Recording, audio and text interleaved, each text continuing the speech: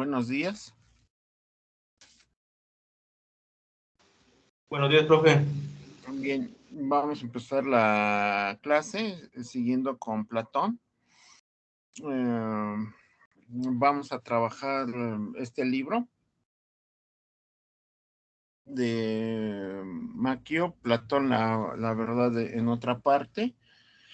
Y nos vamos a adentrar posteriormente en el Platón, el Teteto o de la ciencia.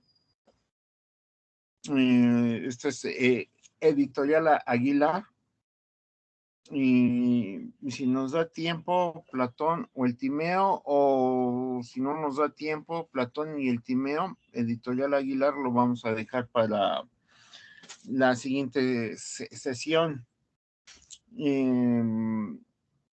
La clase la vamos a dividir en tres vertientes, con una mirada histórica, filosófica a Platón y la verdad. Una segunda parte, irnos directamente a la lectura del Platón o el Teteto y ver un video didáctico sobre la filosofía platónica para ver qué nos dicen otros profesores. Bien, de hecho, aquí en la página 26 dejé yo mi separador, que fue la parte donde nos habíamos quedado la semana pasada. Entonces, si uno continúa con este texto que se quedó pendiente, voy a leer un par de hojas para empezar con el Platón y el Teteto. Entonces, en la página 26 de este libro de Momachio, cito: todas las veces que al pasear por la próspera y rica Atenas observaba la cantidad de bienes y lujos que en ella se vendían, la congratulaba diciendo a sí mismo: cuántas cosas no tengo necesidad. Sin embargo, la frugalidad de Sócrates no debe de llevarnos a engaño, por lo que de él sabemos estaba muy lejos de ser uno de tantos antones ascéticos y malhumorados que a lo largo de la historia se han dedicado a fustigar a sus congéneres, condenando los placeres y el disfrute de la vida. A decir verdad, esa descripción encajaría mucho mejor con su discípulo Platón. De entrada, porque en el mismo Platón nos cuenta en el banquete, Sócrates no rechazaba la buena mesa o el buen vino o la mejor cama, sino que simplemente anteponía sus valores éticos al mero disfrute hedonista, y no era esclavo de las necesidades materiales. Sócrates no odia el cuerpo, simplemente antepone los valores del espíritu. Además, estaba también muy lejos de mostrar la arrogancia de no pocos censores o luminarias, pues no tenía mayor reparo en educar y conversar con un esclavo del que tenía en hacer con un joven aristócrata. Durante su juventud, Sócrates se había familiarizado con las teorías filosóficas de la época: Empedocles, Anaxágoras, Diógenes de Apolonia, con las que pronto quedó decepcionado por la falta de acuerdo y por la atención que deparaba la forma casi exclusiva a la explicación del mundo material.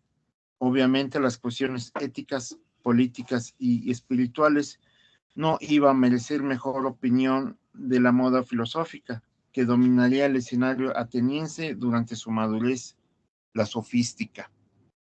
Decidió entonces emprender su propio camino intelectual y llevar a cabo una auténtica revolución filosófica, tanto en el fondo como en las formas. Buena prueba de ello es que, a pesar de la disparidad de enfoques y planteamientos, todas las doctrinas que le precedieron han pasado a la historia bajo el epígrafe común de filosofía presocrática. Fue un responso del oráculo de Delfos lo que prendió definitivamente la mecha de actividad filosófica de Sócrates. Según nos cuenta el propio Sócrates o Platón, por boca de Sócrates en la Apología, en cierta ocasión a su amigo Querefonte, se dirigió al santuario de Apolo en Delfos para saber quién era el hombre más sabio de la tierra, y obtuvo de la Pitia la siguiente respuesta: de todos los hombres más sabios es Sócrates.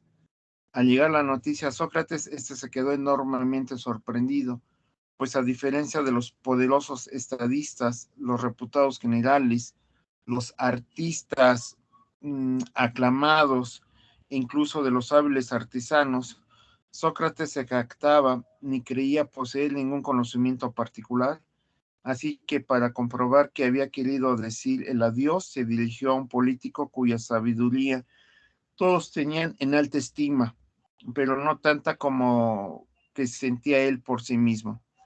Sócrates lo sometía a una de sus habituales sesiones de preguntas y respuestas para poner en prueba los supuestos conocimientos de su interlocutor, que demostraron fundarse en creencias superficiales o contradictorias. Sócrates quedó decepcionado con la entrevista, que no le había reportado sabiduría alguna, como él lo hubiera esperado, sino simplemente la enemistad del supuesto sabio, cuya ignorancia el filósofo había desvelado. Tras la primera experiencia, Sócrates repitió sus pesquisas con otros ciudadanos considerados sabios. En todas ellas llegó a el mismo resultado y se le granjeó tras todas ellas la animadversión de sus interlocutores, cuya pretendida sabiduría había quedado en entredicho, la animadversión que, como se verá, contribuyó en poca medida a la condena a muerte. Fue entonces cuando Sócrates creyó entender el porqué de la respuesta del oráculo. Él no era el hombre más sabio por poseer afinidad de conocimiento, sino porque, a diferencia de aquellos que se pavoneaban de su saber, Sócrates reconocía no saber nada y se aplicaba de forma humilde y honesta. El descubrimiento de la verdad, este es el origen y el sentido del solo lo que no sé nada, el que se sintetiza la actitud. ¿Qué es el oráculo de Delfos? Como la mayoría de las civilizaciones del pasado, los hombres griegos también recurrían con frecuencia a la consulta oracular antes de tomar decisiones importantes, o simplemente para conocer qué les podía deparar del futuro. Aunque no el único, el oráculo situado en el santuario de Apolo en Delfos fue sin lugar a dudas el más importante en el mundo griego, al que se dirigían tanto los ciudadanos particulares como delegaciones sagradas de las ciudades.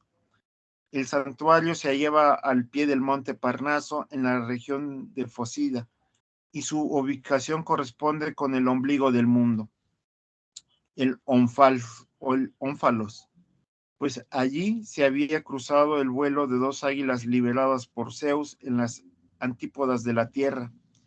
Había sido fundado por el mismísimo Apolo, quien había matado a la serpiente Pitón que custodiaba el lugar por hacerse con su sabiduría. Tras realizar una serie de actos rituales, el peregrino realizaba su consulta al oráculo. Las sacerdotisas del santuario, la pita o pitonisa, se retiraba entonces con la cripta del templo y se sentaba sobre triplode, donde entraba en contacto con los dioses.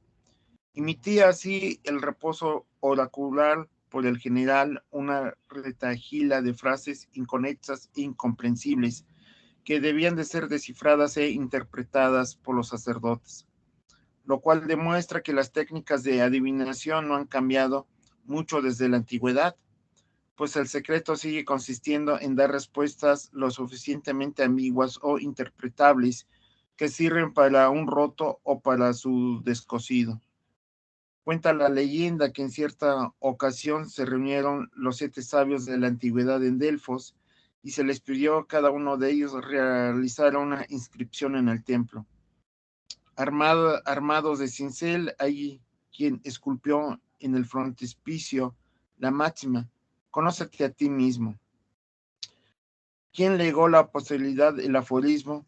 Nada en exceso.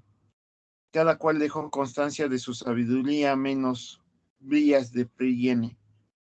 Tras la tenaz insistencia de sus compañeros, al final aceptó empuñar el cincel con el que esculpió su lúgubre reflexión.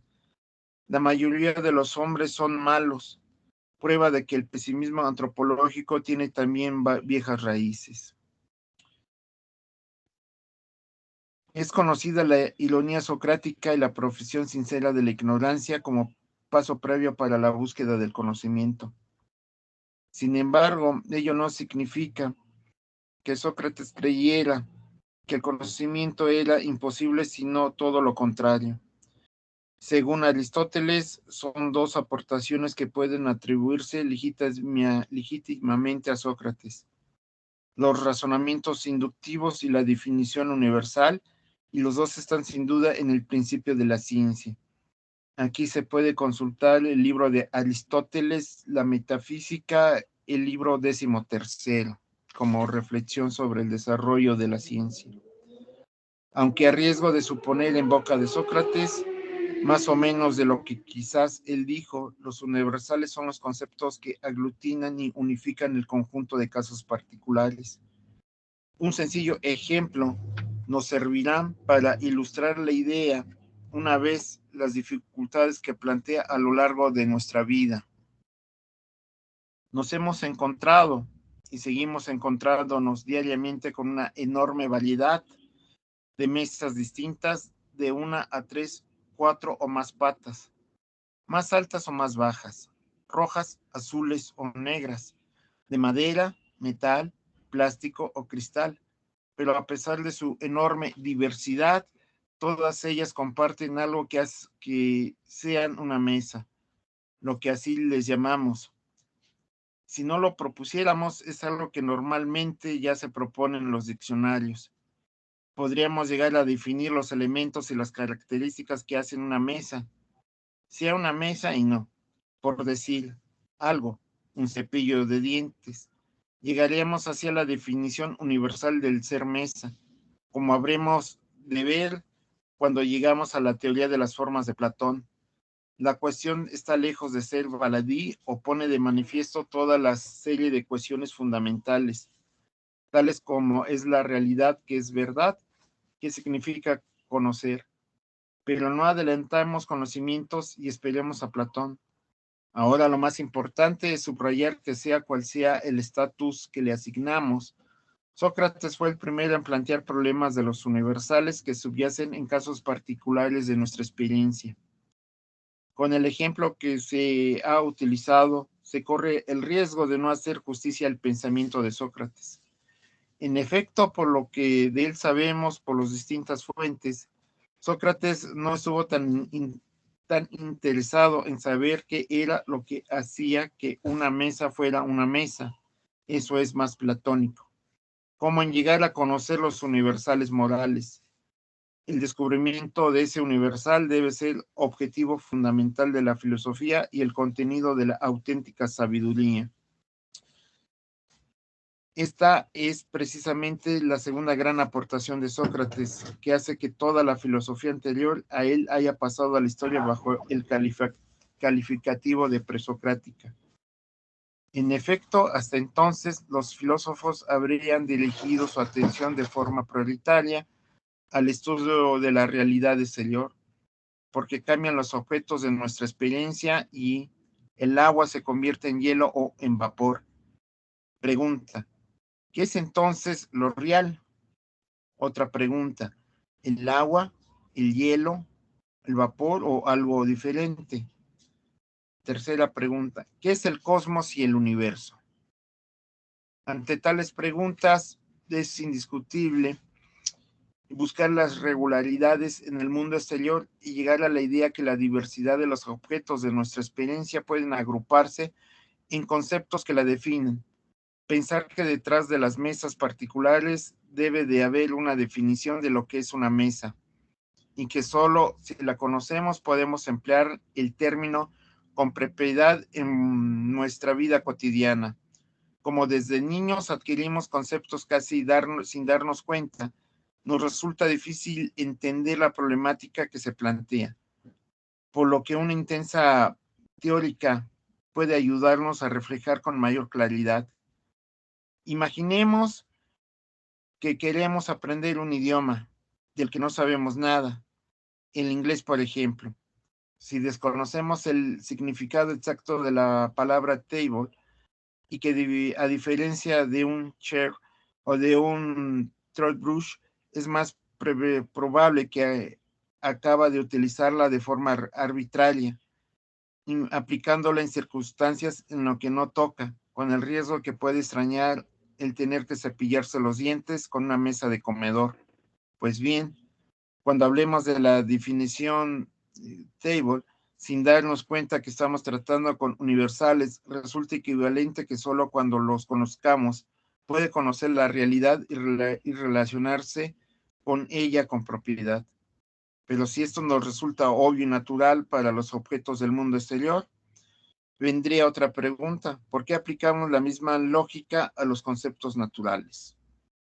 Al tratar de dar una respuesta, nuestra vida no solo nos relaciona con mesas, sillas y cepillos de dientes, sino también con mucha mayor importancia con las acciones de los hombres, a los que de la misma manera que lo hacemos son objetos materiales, les aplicamos conceptos como buenos, malo, justo o injusto o vergonzoso. Pasamos la vida criticando a aquel político que cobró de la empresa a la que otorgó contratos, justificando que no saltamos la cola, pero es que teníamos prisa, admirando el periodista que desveló el escándalo aún a riesgo de perder su trabajo. Pero así como nos parece imprescindible saber qué es una mesa o una table, para explicar el término con propiedad, raramente nos preocupamos por saber cuál de las definiciones universales del bien o la justicia. Nos limitamos a emplear sin más, sin plantearnos si lo hacemos de forma adecuada. Por el contrario, los aplicamos de forma contradictoria o equivocada. Otra pregunta: ¿cuántas veces hemos oído a alguien defender comportamientos que en cualquier otra circunstancias habrían condenado? Siguiente pregunta: o aplicar distintos criterios o principios morales en una función de la situación. Para reflexionar sobre estas dos preguntas, sería lo mismo que si un día, al ir a comer, dijéramos que la superficie sobre la que lo que hacemos es una mesa, y al día siguiente pretendemos convencernos a nosotros mismos y al mundo entero de que ese objeto de 4 patas que hay en el comedor es una batidora, y que la mesa es el objeto alargado y con puntas en lo que estoy pinchando la carne. Si alguien creyera que una mesa es una batidora y un tenedor, una mesa. Siguiente pregunta: ¿no diríamos con motivo que no conoce la realidad y se equivoca? Siguiente pregunta: ¿qué deberíamos decir entonces cuando para alguien una infidelidad es en ocasiones un pecado o merecedor del fuego eterno y en otras una comprensible canita al aire, que en el fondo más quien menos se la pasa por la cabeza y es de día en día? Ante estas preguntas, Sócrates, en la realidad y en los principios universales que rigen, están ahí.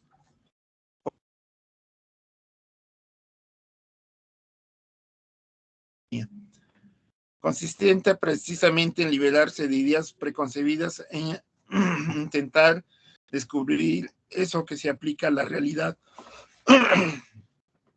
material exterior, sino también sobre todo a la realidad humana, los universales éticos. Es como si Sócrates le hubiera dado la vuelta a los ojos a la filosofía para dirigir la mirada en el interior del hombre a cuestiones humanas. Hasta aquí se ha visto que Sócrates subraya dos ideas fundamentales: definiciones universales o simplemente universales y la centralidad de las cuestiones morales como objeto prioritario de la auténtica sabiduría. Termino en la página 33.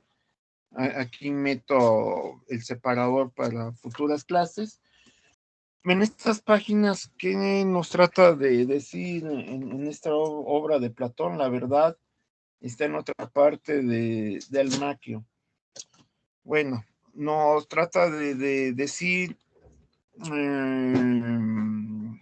el inicio de poner términos a los objetos: una pluma,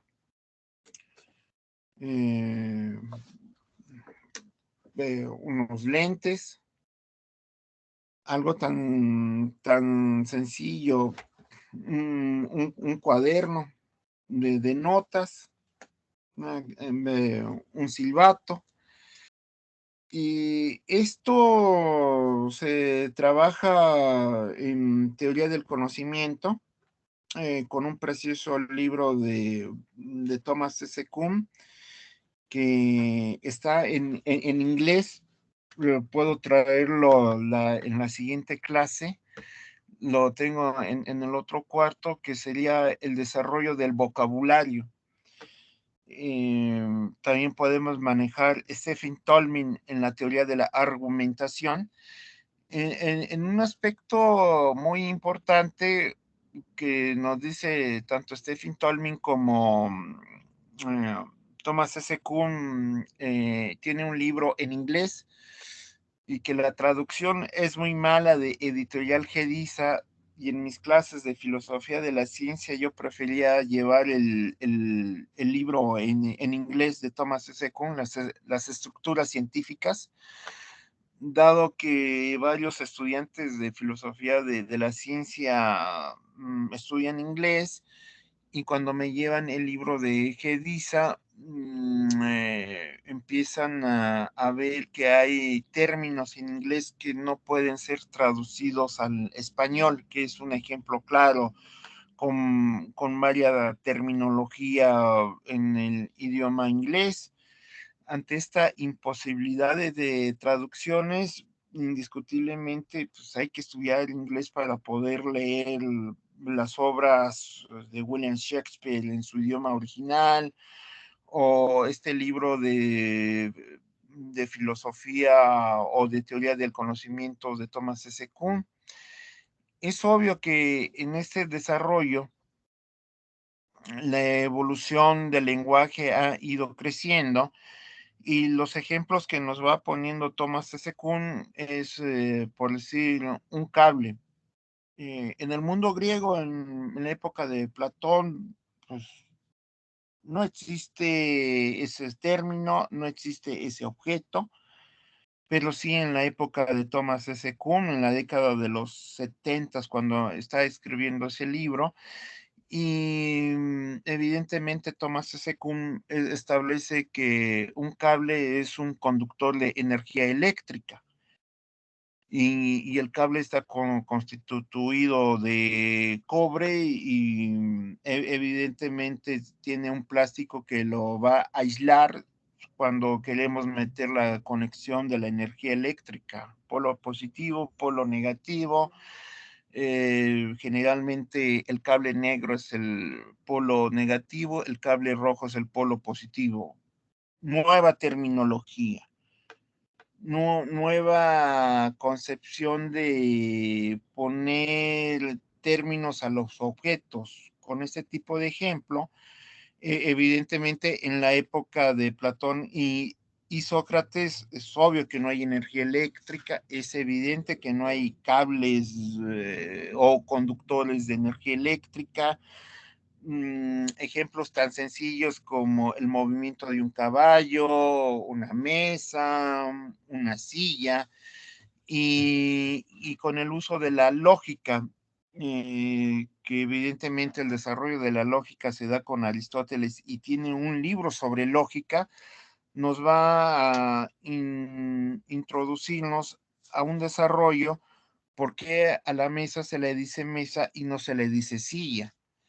Y ya viene la explicación, se le dice mesa porque ahí podemos poner nuestros alimentos para llevar una dieta, un vaso con agua, un plato para tener una sopa, o poner un pan de trigo. Recuerden ustedes que en Europa el alimento fundamental es el trigo. De ahí se utiliza para sacar harina para proveer de pan. Se saca también la harina para hacer sopas de trigo. Y entonces es alimento recurrente y evidentemente la alforja de agua para ponerla en un vaso e ingerirla. Evidentemente es hacer reflexiones sobre el desarrollo de los alimentos en la antigüedad griega que nos lleva a la postura de una amplitud cultural del conocimiento para adentrarnos por qué una mesa y por qué una silla para formar un futuro comedor. Son cuestiones lógicas. Evidentemente, aprovechando los ejemplos que nos ha puesto su compañero Axel, de manera, por decir, con Stephen Tolmin, él utiliza el término contraejemplos en su texto en teoría de la argumentación, para contraargumentar estas posturas de Occidente, que es filosofía de Occidente. Cuando vemos, por decir el contraejemplo, en Mesoamérica, no hay sillas, no hay mesas. ¿En dónde se alimenta la gente? Al interior de la choza, no, dado que al interior de la choza la planta es de tierra, está a un lado la cocina con el fogón, a un lado, por decir, los enseres domésticos de la antigüedad, que era dormirse poniendo un petate o ramas en el piso para dormirse. Los estudios del fallecido Alfredo López Austin, del también fallecido Miguel León Portilla, nos hacen muestra, siguiendo arqueología mexicana, que los mesoamericanos, los nahuas, los mayas, se alimentaban en la entrada de su choza poniendo un petate y en ese petate se sentaban y ya la mujer ponía el vaso con agua, una bandeja para poner un tamal de maíz o posiblemente una sopa con verdura cocida y maíz. Recordar que el pollo está prohibido para las clases bajas, por decir, la carne de pollo de conejo era para el ajau en la zona maya o para el huehue tlatoani con los nahuas, con Moctezuma. Entonces, evidentemente, hasta en el tipo de alimentación debemos de ser muy cuidadosos en el momento de explicar a los estudiantes universitarios que comer carne en la antigüedad solamente era para la élite y para el vox populi o el pueblo en común, los agricultores o la gente que fabrica las pirámides o las casas o la gente que hace costuras, que vende paños de tela, zapatos o guaraches, no tienen esa posibilidad económica de la carne. Entonces, este tipo de evidencias nos habla también de la división de la clase social. Pensando en la antigüedad, es obvio que tenemos el libro de Fustel de Coulanges, La ciudad antigua, que nos habla un primer o un denso o la mitad del libro del mundo griego y la segunda parte del Imperio Romano. Entonces ahí también viene el desarrollo al interior de las casas habitación, ya sea del mundo griego o del mundo romano, porque la otra pregunta, ¿en dónde entierran al padre, al hermano? En estas obras, así como en el mundo mesoamericano, los entierran al interior de sus casas habitación, un tiro de 3 metros, con una bóveda. Ahí sepultan al abuelo, al papá, a una madre parturienta que falleció en el parto con todo y bebé, o la madre se salvó y falleció el bebé. Recuerden ustedes que en estas postrimerías de tiempo, en el mundo griego, en el mundo romano o en Mesoamérica, como contraejemplo, pues la medicina está tan atrasada, hay una alta mortalidad en el momento del parto, porque se desconocen los virus, se desconocen los microbios y la gente no se lava bien las manos en el momento de un parto. Si una gente fue a defecar y recibe así a una parturienta, pues de los microbios de la defecación, pues los va a pasar al recién nacido y a la parturienta y mueren por infección. Eso se sabe, pero hasta el siglo XIX, mediados del siglo XIX. Entonces, en ese lapso de tiempo se desconoce este tipo de terminología. Evidentemente, con este tipo de concepciones de los universales o con un lenguaje muy coloquial, poner términos a las cosas, como empecé con un silbato. ¿Por qué al silbato le llamamos silbato y no lentes? O son problemas de los universales. ¿O por qué a unos lentes les llamamos lentes y no lo llamamos silbato? Y ya viene la explicación a través de la lógica, a través de silogismos. Los lentes con un lenguaje muy coloquial los usamos para la lectura o los podemos usar cuando estemos en una computadora o los podemos usar para salir a la calle o algunas personas para mirar un celular, las notas que le mandan ahí de manera continua o agarrar el celular y hacer un llamado. Para eso nos sirven los lentes y evidentemente el silbato pues, se puede utilizar, por decir, un policía de tránsito para manejar un tráfico. El silbato se puede utilizar hoy en día los niños que cómo juegan. Es difícil hoy en día ver a un niño con un silbato en una reunión familiar, en una fiesta para niños. Es ahí donde entra el silbato. Entonces, mientras el silbato se usa para cuestiones lúdicas o de juego, que es el otro término para hablar de cuestión lúdica, mientras que una lente lo utilizamos más para cuestiones de vista cansada o problemas de la vista como astigmatismo o otras enfermedades de visión. Es evidente que cada palabra es utilizada para ponerle nombre a los objetos. Ese es lo que nos quiere argumentar este libro del Maquio sobre las universales y el problema que tiene el uso del lenguaje al colocar el nombre a las cosas. Como contraejemplos, se usó el libro de Stephen Tolman, La teoría de la argumentación, para contradecir que en el caso de Mesoamérica no hay sillas, no hay mesas, sino en un petate.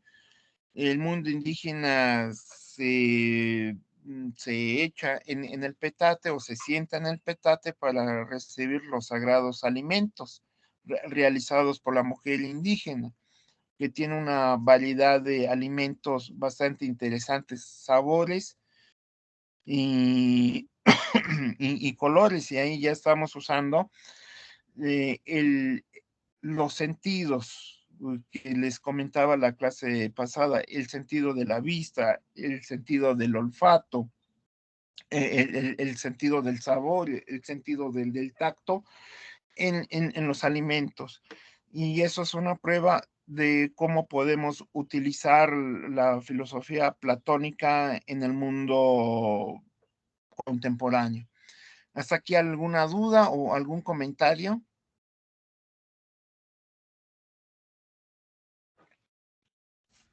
Entonces, el Platón y el Teteto. Pregunta, ¿ya leyeron este libro?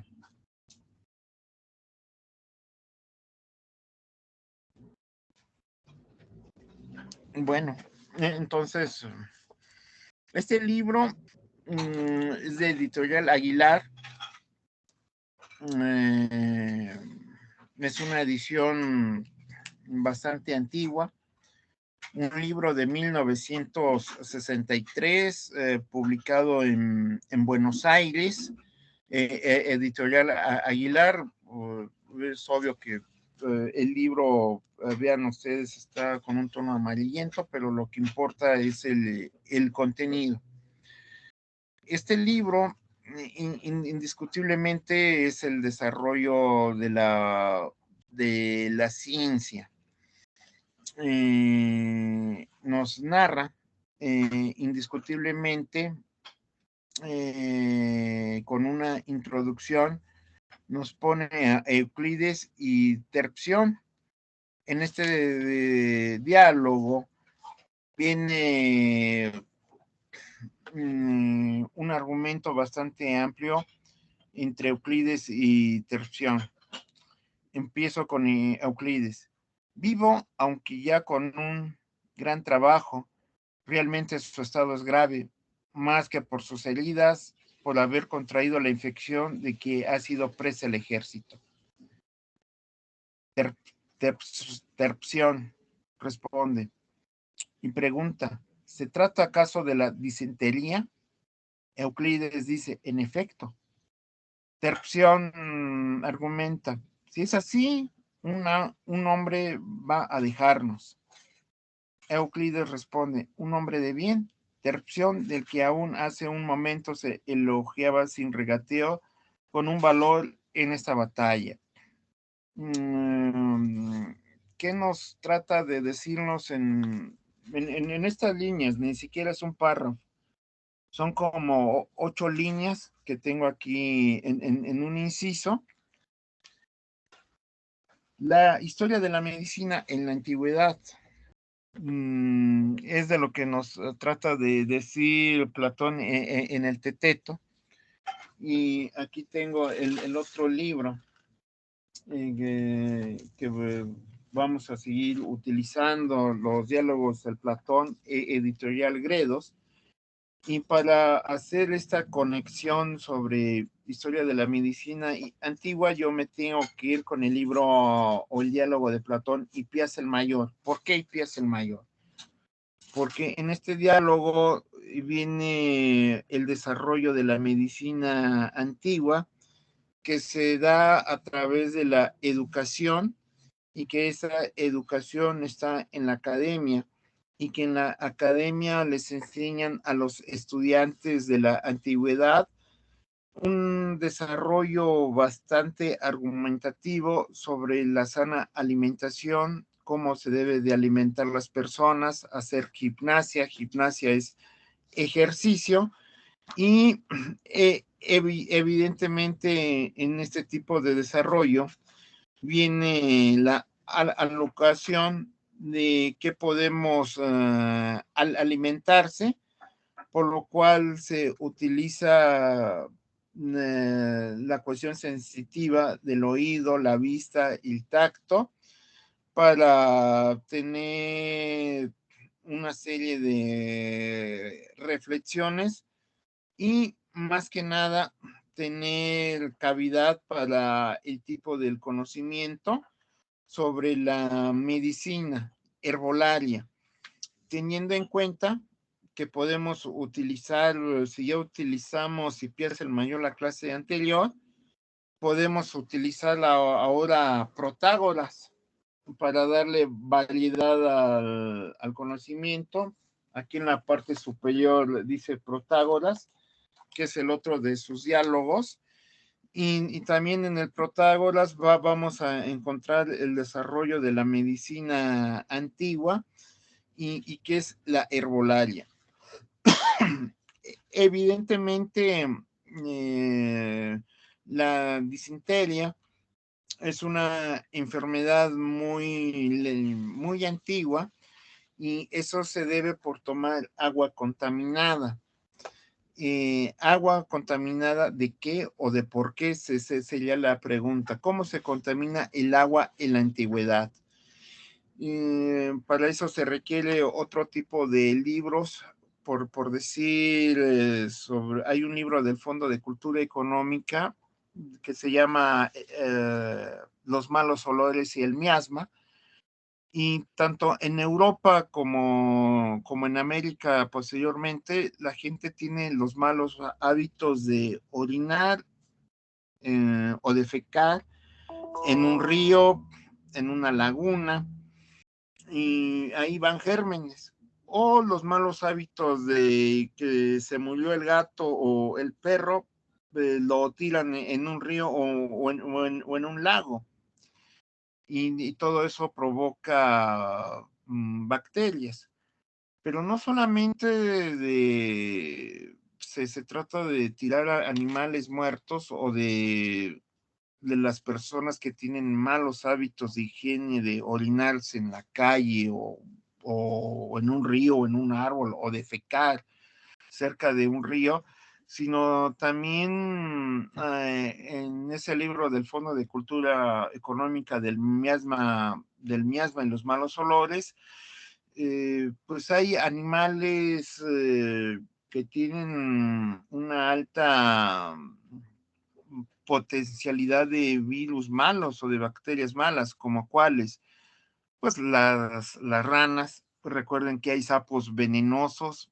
El orín de un sapo es malo para el hombre que se orina, o que el sapo orine y alcanza la mano o el pie de una persona, es malísimo los orines.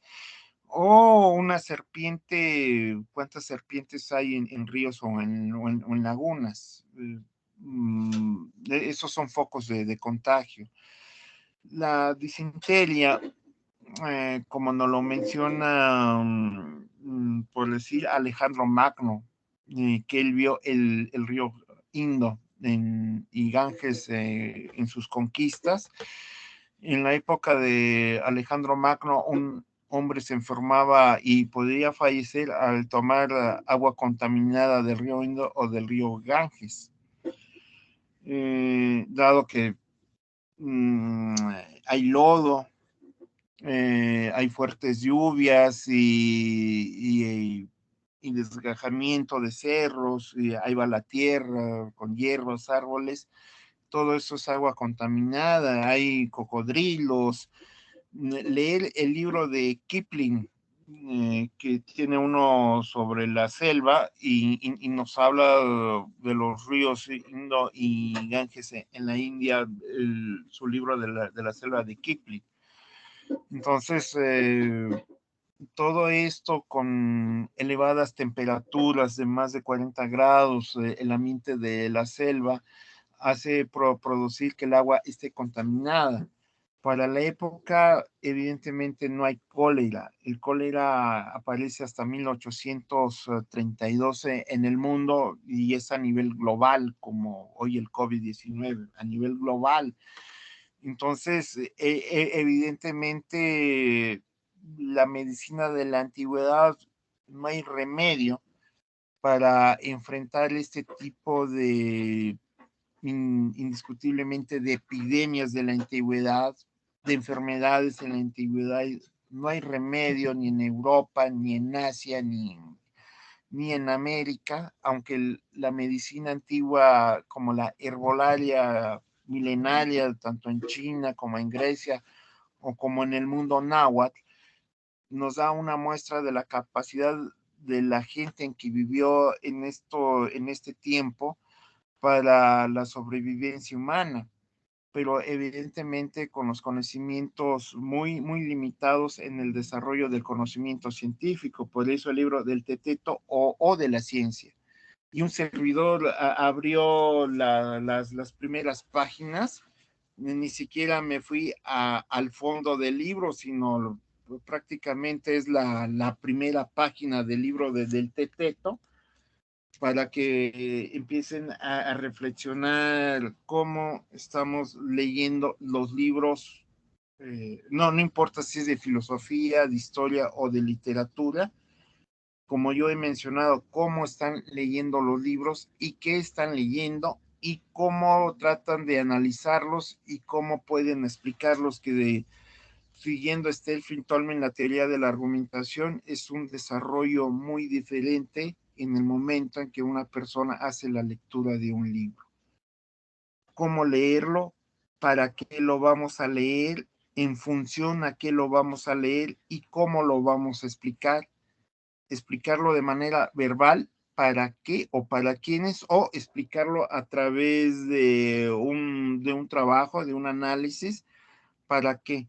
Evidentemente, para una tesis, bueno, ya se requiere un conocimiento amplio del estudiante de licenciatura y haber leído mínimo 30 libros sobre el tema para tener una buena argumentación para el desarrollo explicativo. En estas postrimerías, cuando tengo aquí el Protágoras, que es sobre la cuestión del conocimiento, nos hablan de la enfermedad, de la muerte, que yo me puedo ir hasta la página 259 y puedo leer 529, el párrafo 324b, y dice así: pero el que intenta castigar con razón no se venga a causa de un crimen cometido, pues no se logrará de hacer que lo hecho no haya acaecido, sino con vistas al futuro, para que no obtenga el mal del nuevo, ni este mismo ni otro. El ver que éste sufre su castigo, y el que tiene el pensamiento piensa que la virtud es enseñable, pues castiga a efectos de disuasión, de modo que tiene semejante opinión cuantas cuestiones en público o en privado.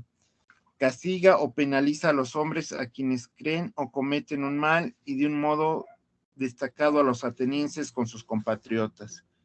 Esto en mis anotaciones se refiere a un castigo público y privado. Castigo privado es la muerte de Sócrates, o lo podemos inducir también a un castigo público porque hay una multitud, entre ellos Platón y los aduladores, que lo llevan a su muerte en la cicuta, por lo cual evidentemente ahí podemos atender a que es un castigo público delante de una audiencia. Ya un castigo privado podemos inducir indiscutiblemente la muerte de, poner como ejemplo el libro de Cayo Julio César, igualmente publicado por Gredos, y vidas paralelas de Plutarco, como un contraejemplo de una muerte pública, como fue el caso de Sócrates. Y ya el castigo privado es la muerte de Cayo Julio César, dado que el castigo, dado que no aceptaban su política interior y exterior romana, dado que el problema con Cayo Julio César, al poner este tipo de contraejemplos, siguiendo este Fuentolmen, de contraejemplo del mundo de la antigüedad, ya siguiendo los libros de la antigüedad, era porque había un triunvirato en Roma, el cual estaba gobernado por tres grandes generales. Octavio, que estaba en Roma, del Imperio Romano sucede, gobernaba Roma y gobernaba la parte occidental de Europa. África estaba gobernada prácticamente por Cayo Julio César, y estaba gobernando África porque él es el conquistador de Egipto, el cual hace frente al ejército de una mujer muy hermosa, que al final del tiempo va a ser su amante, y va a tener un hijo con ella. Y el otro triunvirato estaba prácticamente en Judea, para adentrarnos, que son las tres partes del mundo que están gobernadas por tres grandes generales. Es importante mencionar que Cayo Julio César era un general invicto en sus batallas, que no perdió ni una sola batalla, sus grandes encuentros militares, lo menciona en sus memorias, no solamente haber vencido a los hispanos y a los futuros francos en la Cisalpina, lo que sería actualmente Francia, sino haber derrotado a los celtas para la conquista de la Gran Bretaña, y por sus grandes logros militares es enviado a África para la conquista de este poderoso imperio y derrocar a Egipto en el desierto y establecer ahí su sede como gobernador, pero cae ante los brazos de Cleopatra, se hace amante de Cleopatra, tienen un hijo, pero Cayo Julio César está casado con la hermana de Octavio.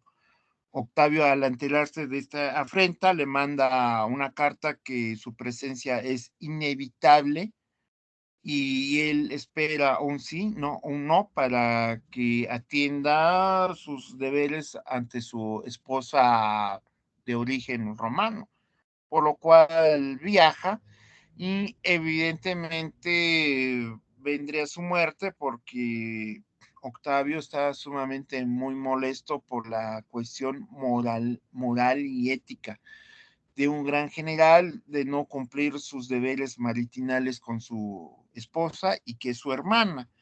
Y aparte venía con una ideología, estando bastante años fuera de la bota italiana. El Senado está inconforme con sus opiniones y le causa la muerte, por lo cual es un castigo privado. Entonces ahí vamos a tener los ejemplos de un castigo público con Sócrates, un castigo privado siguiendo a Cayo Julio César, y evidentemente tengo mis anotaciones que este tipo de castigos pueden ser comparados inclusive con las enfermedades, en un sentido, siguiendo al propio Platón en Hipías el Mayor, también en su libro o diálogo en Hipías el Menor, que vamos a hacer referencia a estos diálogos de que una persona sana, que se alimenta bien, alimentarse bien es comer tus frutas en la mañana, mediodía, en la noche, tus verduras cocidas a mediodía, bueno, en la mañana, a mediodía y en la noche, y agua natural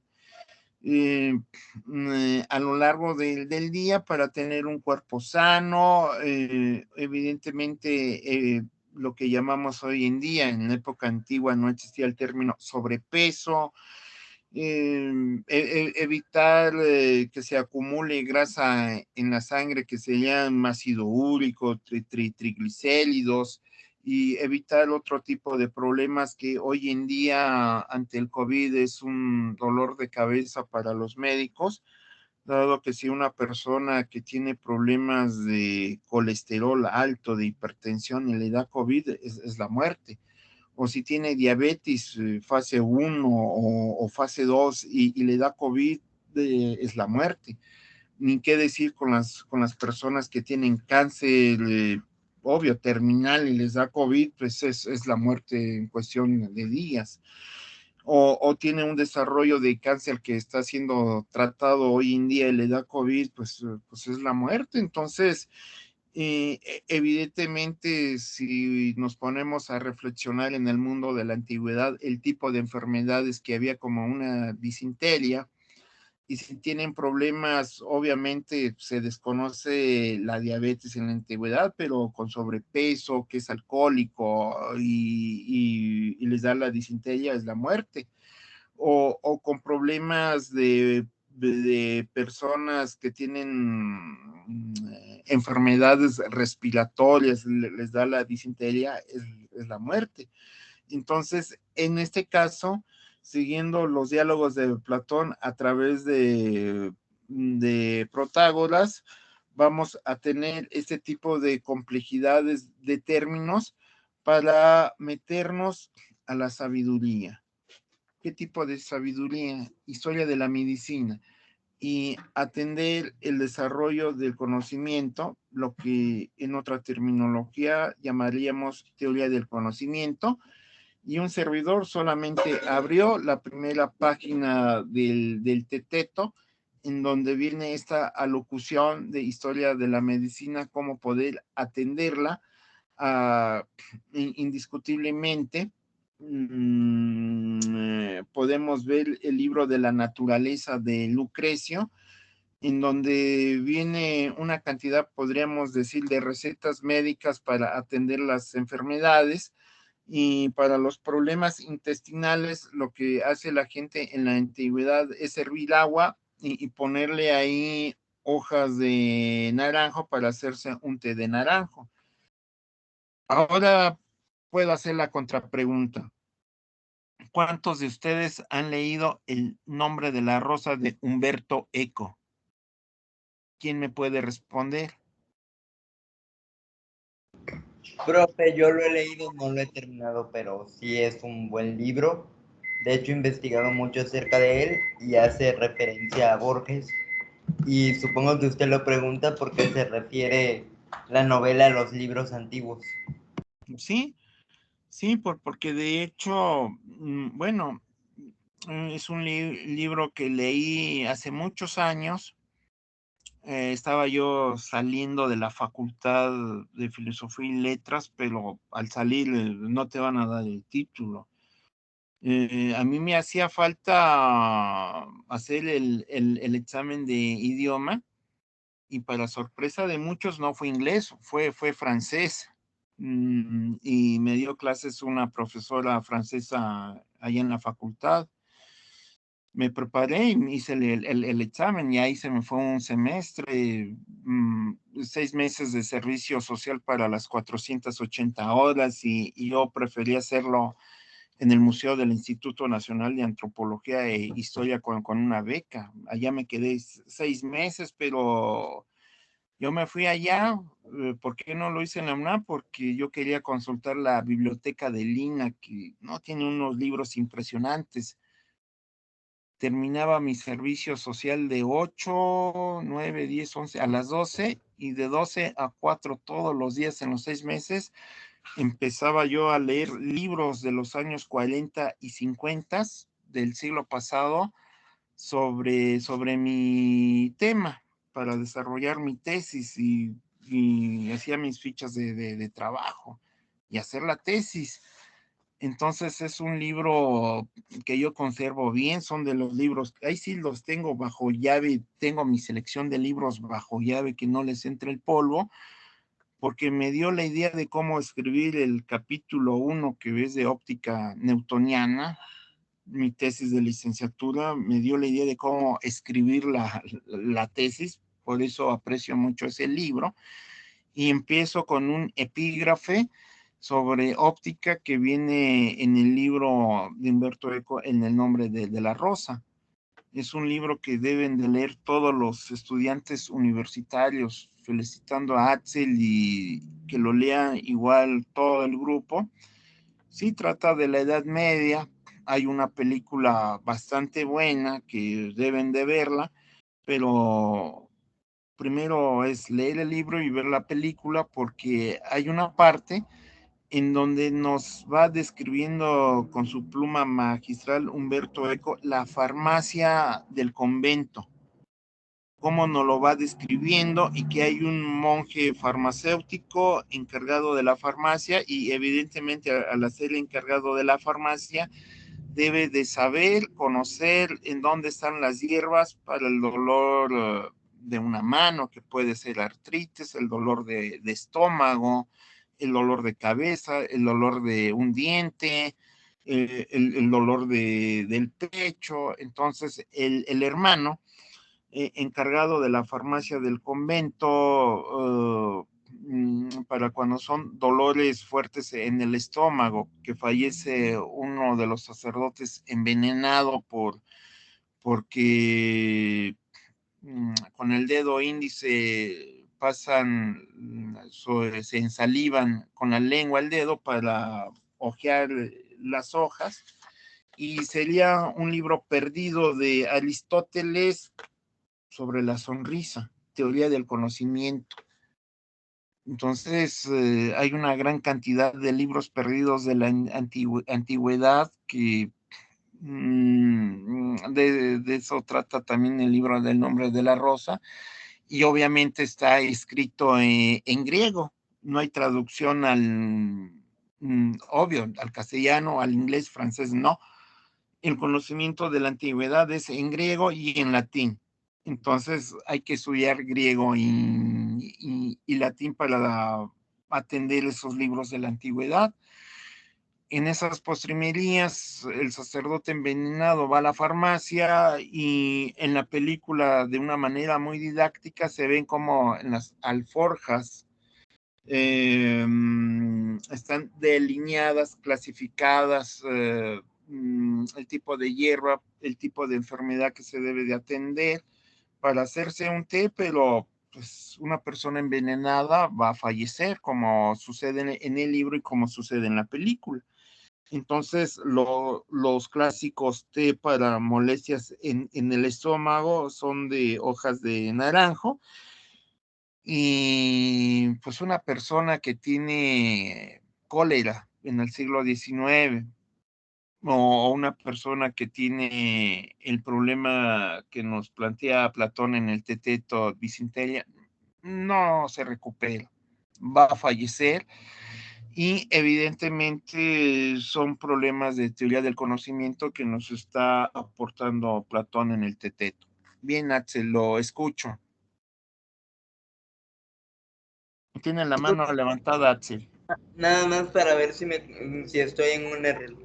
Según lo que he aprendido en mis clases de historia y las crónicas de Plutarco, Julio César lo muere asesinado por su sobrino y por varios miembros del Senado romano porque tiene miedo de que él se proclame emperador. Él llega a Roma después de haber conquistado todo y como era un ídolo del vulgo, un ídolo del pueblo, lo proclaman dictador y luego dictador vitalicio. Y por miedo a que se volviera emperador y volvieran a un imperio, lo asesinan. Tengo entendido que es por eso, no sé si estoy en lo correcto. Bueno, como yo argumentaba hace un par de minutos atrás, por decir, tiene problemas muy fuertes con Octavio. Hay un triunvirato. El Imperio Romano estaba regido por tres generales, uno en África, otro en Medio Oriente y otro lo que sería Europa, hacia la parte occidental, hacia España y Bretaña. Ese era el mundo de Roma. Indiscutiblemente, para evitar que se rompa el triunvirato, y Octavio, muy molesto por la cuestión ética y moral, manda a llamar como ya mencioné, a su cuñado.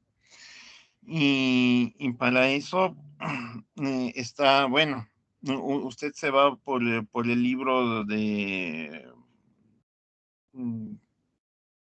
Bueno, yo mencioné Plutarco, Vidas Paralelas. Está el libro también de Suetonio, Los 12 Césares. Mire, aprovechando que aquí tengo una joya, El mundo de los Césares. Es una edición del Fondo de Cultura Económica de Mommsen. Yo tengo la primera edición de 1945, con el prólogo de Wenceslao Rosas. Son 766 páginas con ilustraciones. Entonces, este libro impresionante de Mommsen, es más, aquí está Cayo Julio César, aquí está, es darnos una pauta de que en el conocimiento de la antigüedad es bastante vasto y rico a través de la historiografía, y con esto nos puede dar una pauta.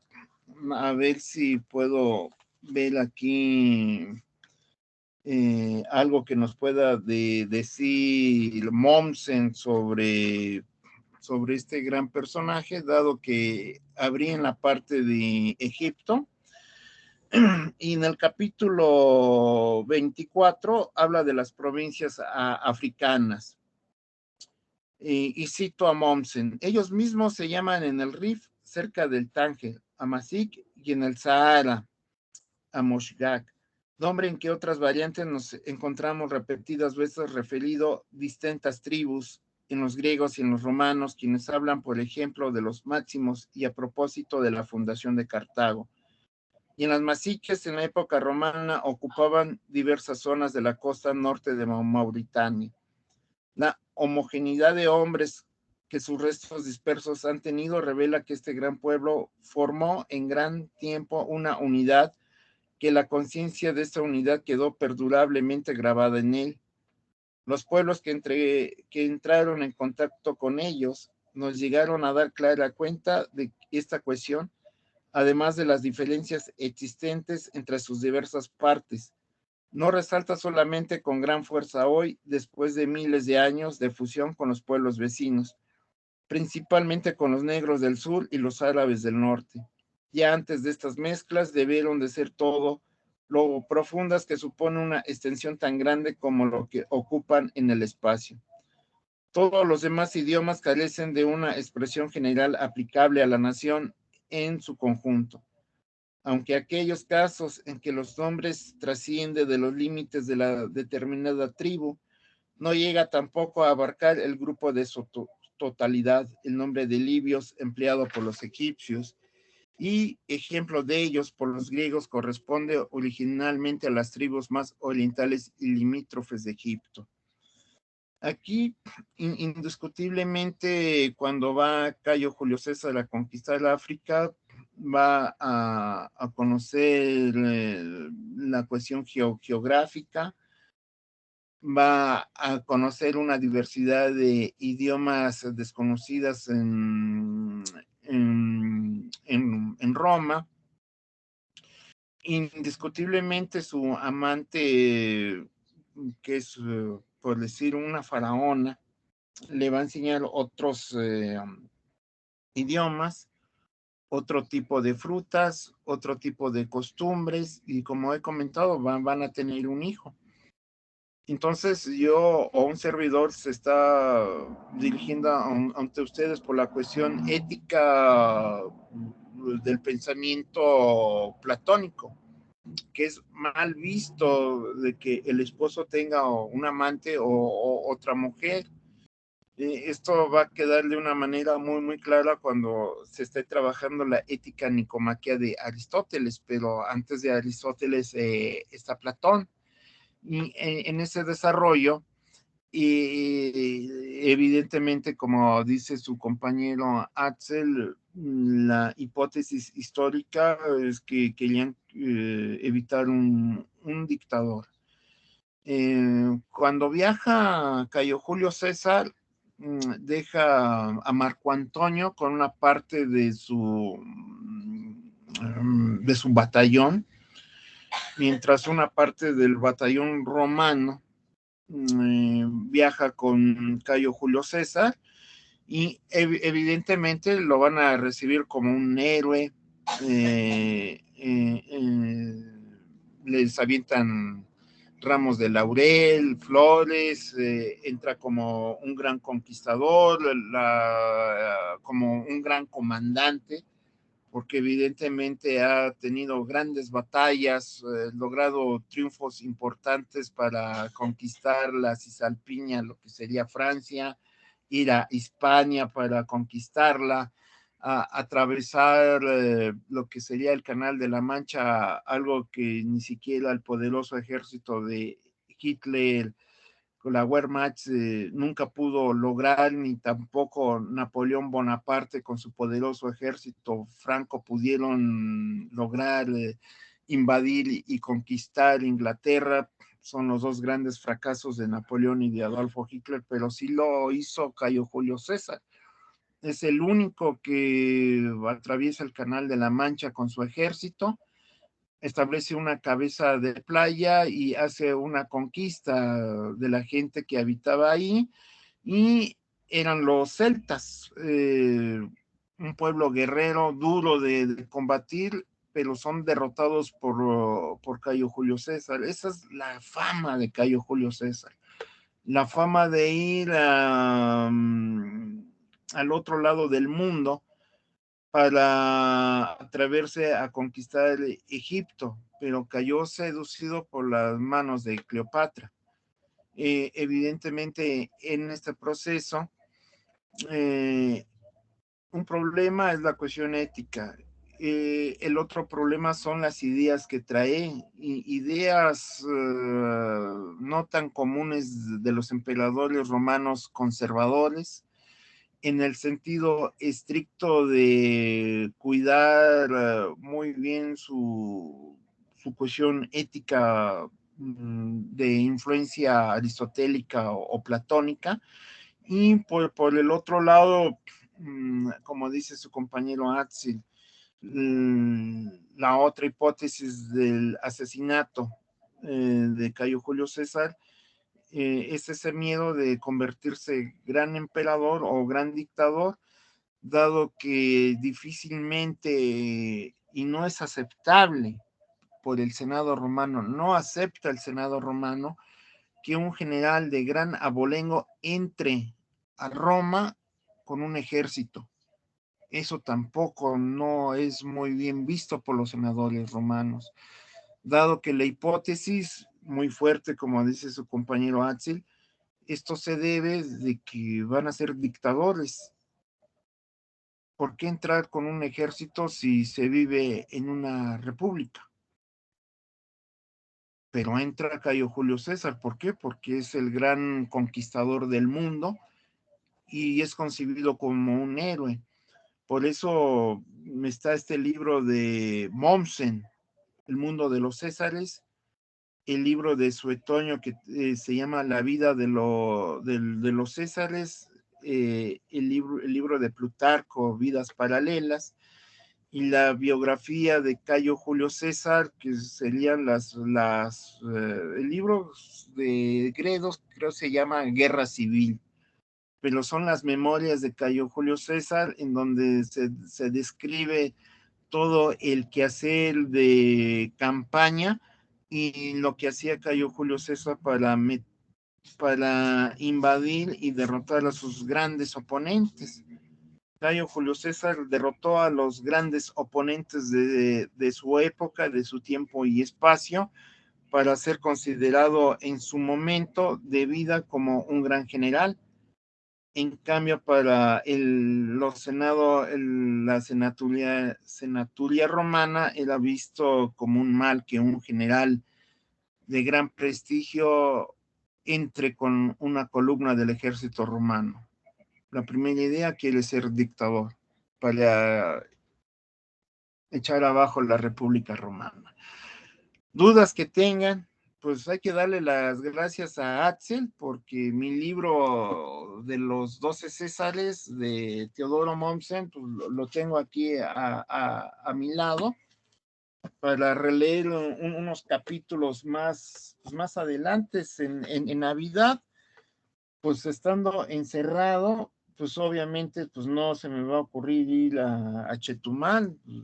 Yo no voy a Chetumal hasta que la pandemia sea declarada a nivel mundial controlada y el Seguro Social me dé el visto bueno. Es como podré ir a Chetumal y ir a la UCRO. Si el IMSS no me da el visto bueno por escrito, pues nada más se lo enviaría a las autoridades universitarias, y en diciembre, para no aburrirme en la televisión, pues mejor agarro Mommsen y me pongo a leer unos capítulos para estar más tranquilo y relajado, y darle las gracias a Axel, darme la oportunidad de sacar este libro para exponerlo y hablar un rato sobre África y mostrarles la imagen de Julio César.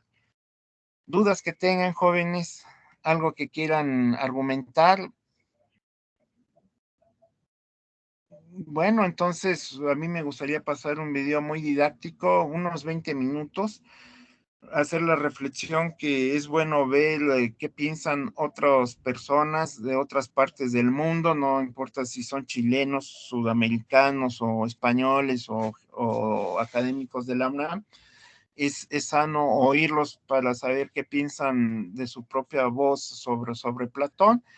No es la clase, el video, eso hay que enfatizarlo con el grupo, sino es una cuestión muy didáctica para ver otro tipo de mentalidad, otro tipo de escuelas, cómo se trabaja Platón, unos 20, 25 minutos, para que ustedes como estudiantes vean otro tipo de pensamiento universitario.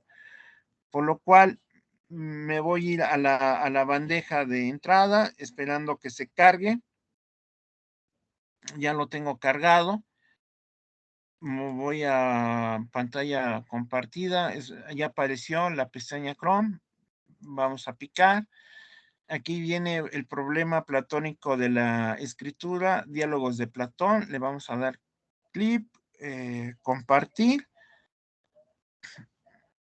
y al final voy a poner el link del YouTube para, sí, porque cada vez que yo cortaba y pegaba, tuve problemas de bajar el video y ponerlo en la plataforma Teams en el archivo.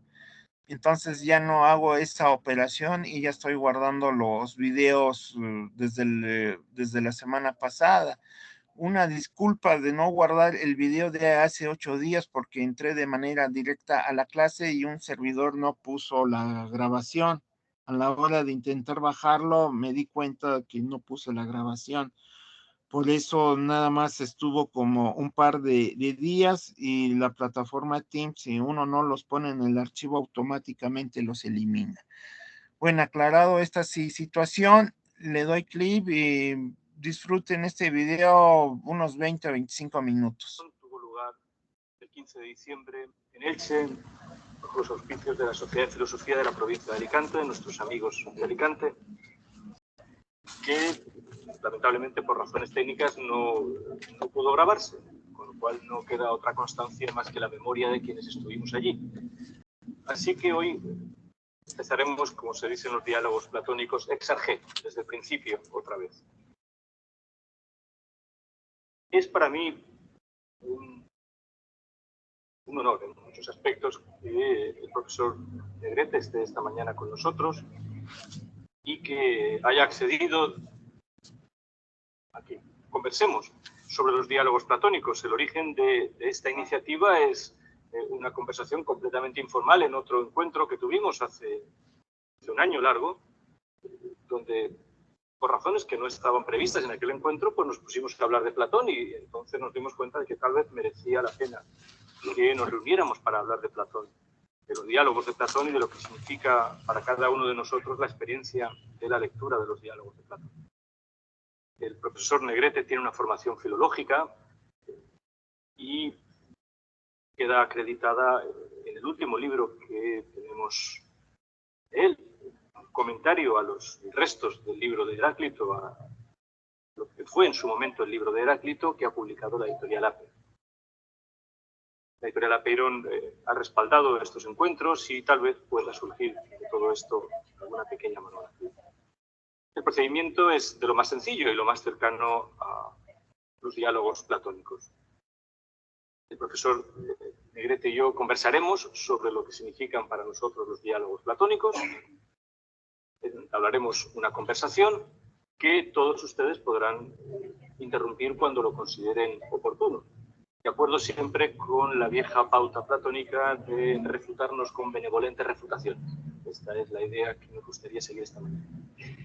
Vamos a empezar desde el principio. El profesor Negrete empezará, explicará cuál es su visión de los diálogos platónicos. Yo intervendré a mi vez, empezará la conversación. No hay un guión establecido de lo que queremos hacer, sino el ánimo de explorar a fondo la primera ocasión real que tenemos de aparición de la filosofía. Como saben ustedes, esta conversación está siendo grabada y pasará a los archivos de la Escuela de Filosofía. Podrá verse en breve en la página de la Escuela de Filosofía. De nuevo, muchas gracias. Bienvenidos. Juan Antonio, profesor de Grete. Muchas gracias. Bueno, ante todo, antes de nada quería pediros perdón, disculpas por la voz que voy a tener, si no se me mejora, porque está tomada por la alergia y no sé si me permitirá hablar con la claridad que mereceríais. Quiero agradecer al profesor Antonio Lastra y al Ateneo que hayan organizado este encuentro, que, como dice Antonio, surgió de un encuentro verdaderamente filosófico, informal, y aquí encuentro un espacio, creo yo, muy idóneo, una especie de seminario en el que podemos debatir una cosa tan importante como lo que acaba de comentar él, el surgimiento, si podemos hablar así, de la filosofía, que, como me decía Antonio antes, fuera de micrófono, a los griegos también les pilló sin saber bien lo que era.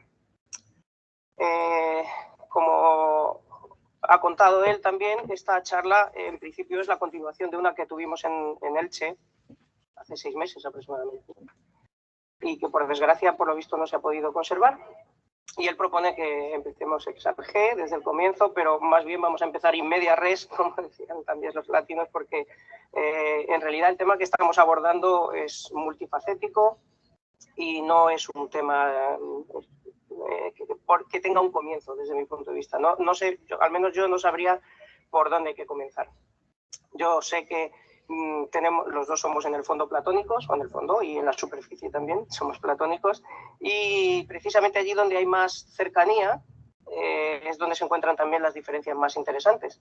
Entonces yo sé también que disentimos en algunos puntos profundamente sobre lo que significa Platón, lo que Platón quiso decir con sus textos, y disentimos en cosas que son esenciales. Quizá hay más disensión ahí, en una cercanía tan grande, que cuando están hablando dos sistemas de pensamiento que tienen menos en común. Entonces, como él propone, voy a dar yo primero, la otra vez le tocó a él, le agradezco la deferencia de que me invite a empezar a mí. Voy a dar yo primero una breve, intentaré no extenderme mucho, una breve semblanza de lo que mis años de trabajo con los diálogos de Platón me han llevado a creer que significan. Aunque a lo largo de mi intervención pueda parecer otra cosa, en realidad todo esto que voy a decir no tiene ninguna convicción firme.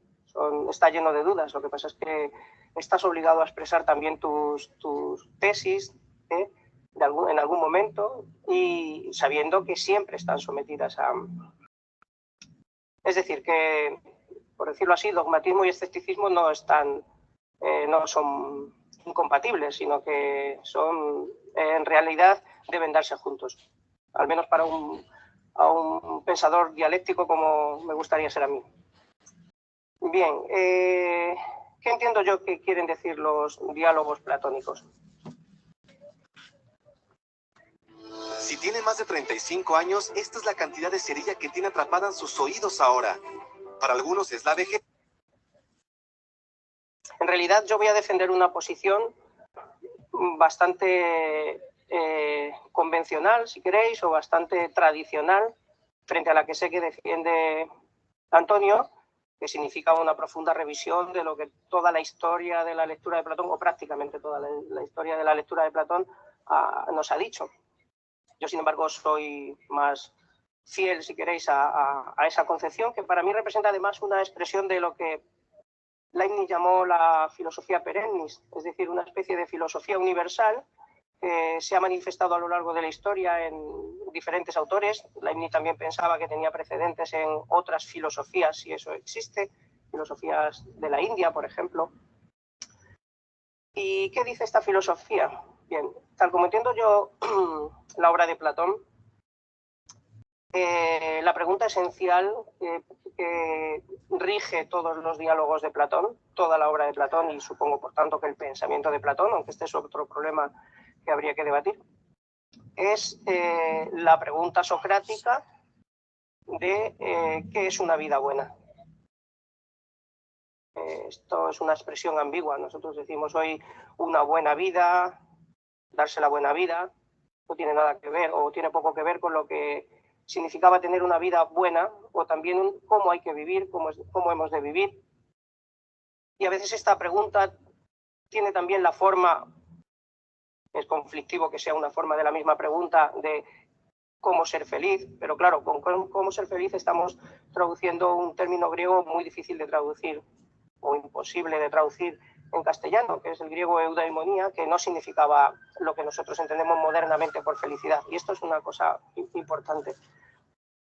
Entonces, la pregunta rectora, por decirlo así, sería, desde mi punto de vista, ¿qué es una vida buena? Pero esa pregunta, enseguida Sócrates, y esto me parece a mí que es lo característico de Sócrates y que lo hereda Platón, porque Platón es un perfecto socrático,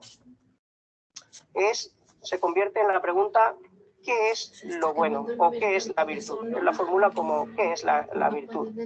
¿Qué es arete? ¿Qué es la virtud? También virtud, también arete es un término muy complicado de traducir al castellano. Virtud, de hecho, hoy en día no nos dice mucho, es un término que pertenece casi a nuestras concepciones morales premodernas, pero podríamos traducirlo mejor porque es la arete de una cosa para un griego es aquella capacidad positiva de esa cosa. Por ejemplo, la arete de un caballo es correr bien. La arete de un cuchillo, si la tuviera, sería cortar bien. Entonces, la pregunta que Sócrates hace insistentemente es ¿cuál es la arete humana? Es decir, ¿cuál es la virtud o las virtudes, las capacidades positivas que tiene un ser humano y, por tanto, qué es lo que tiene que hacer? Aunque pueda parecer una pregunta lógica e inocente, en realidad a mí me parece una pregunta profunda, la más profunda y profundamente conflictiva hoy en día. ¿Por qué es profundamente conflictiva hoy en día para nuestro pensamiento? Y por eso creo que Platón es un referente esencial, dialéctico para nosotros. Pues porque nosotros no estamos en la edad moderna acostumbrados a preguntarnos qué es lo bueno. Entre otras razones porque partimos del supuesto de que esa pregunta no tiene sentido. No tiene sentido porque desde que surgió la edad moderna, tanto con los científicos, con Galileo y Newton, desde Galileo hasta Newton, que asentaron un poco la ideología científica de la llamada revolución científica moderna o del nacimiento de la ciencia moderna, como también en el aspecto religioso por las filosofías protestantes, las religiones protestantes, perdón. En ambas se produce un rechazo precisamente de lo que, desde mi punto de vista, era esencial al pensamiento griego, que era la conexión de la virtud, de lo que, cómo hemos de vivir, con qué somos. O sea, cuál es nuestra naturaleza, nuestra physis. Entonces, la arete se deducía de la physis. Todo ser tiene una naturaleza y esa naturaleza tiene una actividad propia, un ergon en griego, una actividad propia. Y la realización plena de ese ergon pasa por la posesión de esa capacidad que es la arete propia. Por lo tanto, hemos de vivir de acuerdo con lo que somos, de acuerdo con nuestra naturaleza. Pero claro, lo que caracteriza precisamente a nuestra edad moderna es la idea de que lo bueno y lo malo no son algo que se pueda deducir de la naturaleza. Los científicos nos dicen que en la naturaleza no hay valores, hay hechos. Los valores son ajenos a la ciencia y efectivamente es así, porque como la ciencia utiliza el método, pues como no puede ser de otra manera, el método empírico, pues no encuentra ahí valores, encuentra hechos. ¿Dónde están entonces los valores? Para los griegos, los valores estaban en otra naturaleza, o por decirlo así, en la esencia de la naturaleza que Platón, como sabéis, colocó en ese mundo de las ideas, donde están las esencias perfectas de cada cosa, los prototipos, a lo que debemos parecernos para ser plenamente eso, a lo que se debe parecer un caballo para ser un caballo, a lo que se tiene que parecer un círculo para ser circular, una cosa circular para ser más circular. Es decir, los prototipos y las esencias, que además son inmutables, eternas, etcétera, están en otro sitio. Eso es negado por el pensamiento moderno. Desde el punto de vista teológico, lo que hace Lutero es rechazar precisamente ese intento de racionalización de los valores que se había llevado a cabo durante la escolástica, especialmente por la escuela de Santo Tomás. Un acto muy simbólico de esto es la quema de la Suma Teológica, parece, no sé si es una leyenda o no, pero por lo visto se le atribuye a Lutero haber quemado la Suma Teológica de Santo Tomás. Sabéis que uno de los lemas de Santo Tomás es sola fides, sola scriptura, ¿no? Solo la fe, solo la escritura.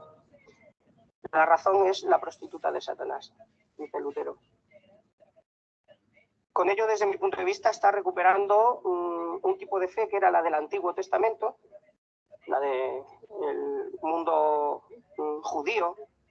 Pero ojo, con esto no quiero introducir connotaciones ni etnicistas ni siquiera civilizatorias, porque dentro de cada civilización puede haber tantas filosofías o modos de ver las cosas, pero sí que hay una concepción predominante en el mundo. Si comparamos, por ejemplo, la cosmovisión que se puede inferir del Antiguo Testamento con la que podemos encontrar en los mitos griegos y luego en la filosofía, desde mi punto de vista hay una diferencia muy importante.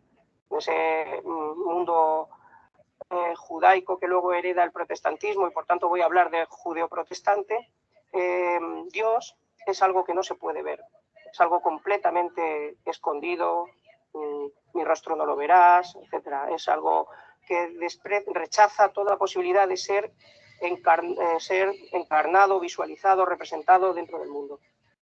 Además es un Dios de la voluntad, no del entendimiento. En un diálogo de Platón Sócrates le hace la pregunta clave desde mi punto de vista ahí al sacerdote Eutifrón. Cuando Eutifrón define lo santo o lo sagrado como aquello que desean los dioses, Sócrates le pregunta, ¿pero es sagrado porque lo desean los dioses o los dioses lo desean ¿es bueno porque lo desean los dioses o los dioses lo desean porque es bueno? Bien, pues hasta el sacerdote Eutifrón dice, no, los dioses lo desean porque es bueno. Para un griego, el entendimiento está por encima de la voluntad. Esto es lo que, al sintetizarse con la religión del Antiguo Testamento, dio lugar al cristianismo, que desde mi punto de vista el mejor cristianismo es precisamente esa síntesis de lo judío y lo griego. Y ahí está la encarnación de Cristo y por tanto la posibilidad de que lo invisible, los valores, al fin y al cabo, el fundamento de los valores se encarne, y además desde un punto de vista intelectualista, es decir, desde el punto de vista de que si algo es bueno es porque hay una realidad de esa bondad, es decir, porque se basa en una realidad, en un conocimiento. Voy a ir, si no me lío, cortadme porque voy a abreviar rápidamente. Bien, entonces, ¿qué significa la filosofía de Platón? Lo que Platón intenta a lo largo de todos los diálogos es desarrollar en diferentes aspectos. Inicialmente, en los llamados diálogos socráticos, yo acepto la cronología que tradicionalmente se da de los diálogos, y según ella, en unas primeras obras de Platón, que son normalmente más breves, son de factura más sencilla, parece, y los expertos han creído siempre, y yo estoy de acuerdo en eso, que representa el momento inicial de la producción literaria de Platón, cuando Platón aún está muy ceñido a intentar expresar por escrito algo de lo que había escuchado a su maestro Sócrates, que era plantear esa pregunta y generalmente acabar en aporía, es decir, acabar sin conclusión, demostrar que las respuestas que los otros tenían no eran válidas, pero dejar abierta la verdadera respuesta. Posteriormente, creo que Platón intenta dar respuesta a esas preguntas constructivamente, es decir, no solo plantea la pregunta esencial, qué es la virtud y si por tanto es enseñable, etcétera, sino que intenta darle una respuesta, como digo, constructiva, lo cual implica que construye toda una ontología, una teoría del conocimiento y una estética, etcétera, etcétera, con los términos que utilizaríamos hoy. Y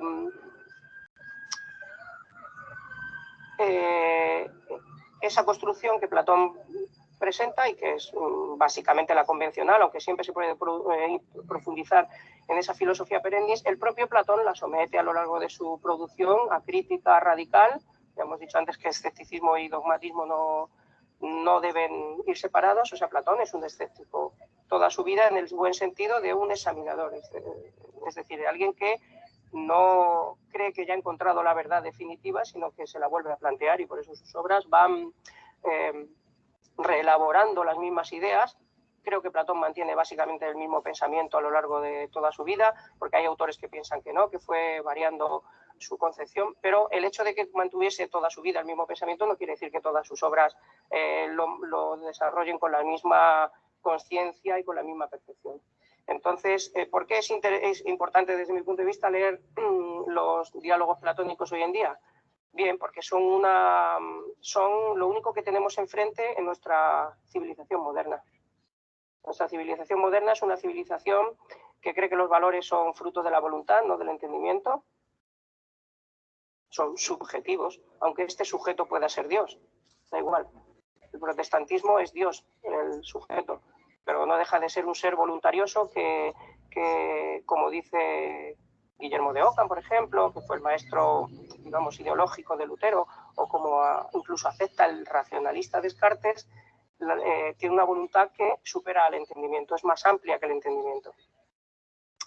Esta lectura que propongo de los diálogos de Platón, que por otra parte, como digo, no tiene mucho de original, pero sí creo que debe ser rescatada y reconsiderada, porque, como digo, es lo único que tenemos enfrente en nuestro pensamiento moderno, conlleva dificultades, muchas dificultades, algunas muy importantes, de la lectura de los textos. Y en estas dificultades, pues, surge la posibilidad de unas disensiones importantes sobre lo que realmente Platón quiso decir. Entonces yo estoy comprometido con defender como pueda esta visión que he dado, pero como os decía al principio, sabiendo que es una concepción como otras muchas. Y aquí lo dejo de momento, vamos a dar paso a Antonio. Gracias, Juan Antonio. Es verdad, como dice, que tenemos muchas cosas en común. Somos dos platónicos y me temo que empezamos a ser dos viejos platónicos, Juan Antonio. Pero bien, al margen de esto, me gustaría plantear... Yo no soy un filólogo, por tanto no podría decir que mi acercamiento a los diálogos de Platón es profesional, en el sentido en que haya sido fruto de una lectura filológica.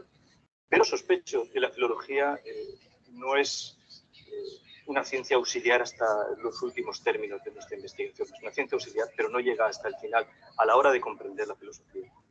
Así que, para plantear el debate, y siendo buen platónico para no decirlo todo, sino solamente una parte, y guardar muchas cosas en silencio, me gustaría pensar que yo no he llegado a entender o a acercarme o a interesarme por Platón como lector, sino como profesor.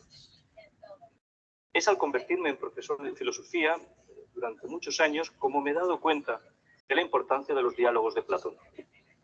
Insisto, no tanto como lector, sino como profesor. Esta es una distinción que me parece importante, porque yo diría que ahora leo a Platón como un profesor que tiene que hacer durante la mayor parte de su vida, la mayor parte de mi vida transcurre en un aula, tiene que hacer, y en esto estoy completamente de acuerdo con Juan Antonio, los diálogos de Platón son lo único que tenemos realmente para entender qué es la filosofía. Podríamos prescindir absolutamente de todo lo demás. Pero con los 35 diálogos platónicos podríamos hacernos cargo de lo que significa la filosofía. Y precisamente porque es el fruto de muchas horas pasadas en las aulas con personas que dependen de lo que yo vaya a decir para orientar la dirección de su pensamiento, como me he dado cuenta de lo que está sucediendo, perdonad la expresión, no es una jactancia, creo que me he dado cuenta, vamos a decirlo así, de la importancia que tienen los diálogos de Platón. Esto no me ha pasado con ninguna otra obra de la historia de la filosofía. Es más, creo que efectivamente la vieja frase de Whitehead, que siempre hay que decir que todos son notas a pie de página de Platón, solamente la descubrimos con su pleno sentido cuando tenemos que intentar hacer filosofía. No como lectores, no como investigadores, no como participantes, ni siquiera en un diálogo como este, ni como hemos hecho en muchas otras ocasiones en esta sala que guarda ya muchos ecos de conversaciones para mí maravillosas e inolvidables, sino cuando tenemos que hacer eso que sucede en los diálogos platónicos. Esto es, que Sócrates o el interlocutor habla con otros interlocutores sobre cosas que precisamente porque se va a hablar de ellas han quedado inmediatamente en entredicho, han quedado entre paréntesis. Se ha producido sobre ellas lo que sabemos que los antiguos académicos llamaban una epoge. Así que como profesor de filosofía, no como lector, en esto puedo tener una desventaja, puesto que Juan Antonio puede decir, bien, pero hay lectores cualificados que podrían corregir tu impresión como profesor. Yo creo que donde uno verdaderamente se da cuenta de lo que significan los diálogos de Platón es en una aula. Porque los diálogos de Platón son incomprensibles, a mi modo de ver, sin lo otro que acompañaba a los diálogos de Platón, que es la academia. No entender la academia de Platón, sobre la que no sabemos nada. Yo me he esforzado por leer todo lo que se ha escrito sobre la Academia de Platón y llego a la conclusión de que no sabemos lo que pasaba allí. Tenemos muy poca constancia de lo que realmente ocurría allí, salvo que debía ser una experiencia extraordinariamente libre. Pero la palabra libre no es seguramente la palabra con la que podríamos entender lo que pasaba allí, en el sentido de que no es el término griego que utilizaban. Es en un aula donde un ser humano se da cuenta de la importancia radical de los diálogos de Platón. Creo que si no hubiera sido profesor, si no me hubiera dedicado a la docencia, probablemente habría podido hasta ser negligente con los diálogos platónicos. Entre paréntesis, como creo que son negligentes la mayor parte de los que se dedican a la filosofía que yo conozca. Una prueba, para mí, algunas personas aquí saben porque lo hemos bromeado al respecto, una prueba formidable para saber si alguien que se dedica a la filosofía es hacerle 3 o 4 preguntas sobre las leyes de Platón. Y con esto uno se puede divertir mucho, pero al margen, cierro el paréntesis. Insisto, como profesor, y añadiría, ni siquiera como filósofo. Yo nunca me he presentado a mí mismo como filósofo, jamás. Como mucho, suelo decir que soy profesor de filosofía. Y esto, Grecia tenía un nombre añadido. Quiero decir, soy profesor de filosofía y tengo que hacer todo lo posible porque eso no significa inmediatamente que soy un sofista. Para mí, esta es una cuestión de vida o muerte. Hace unos meses, la última vez que nos vimos aquí en el Ateneo, tuvimos una discusión con alguien y yo creo que lo que dije en ese momento, ante una audiencia formada por casi 150 profesores de filosofía, es que debíamos tener muchísimo cuidado en no ser sofistas. No entender que no debemos ser sofistas, que este es un imperativo moral de nuestra condición, como quienes se acercan al deol, es no entender realmente nuestra profesión.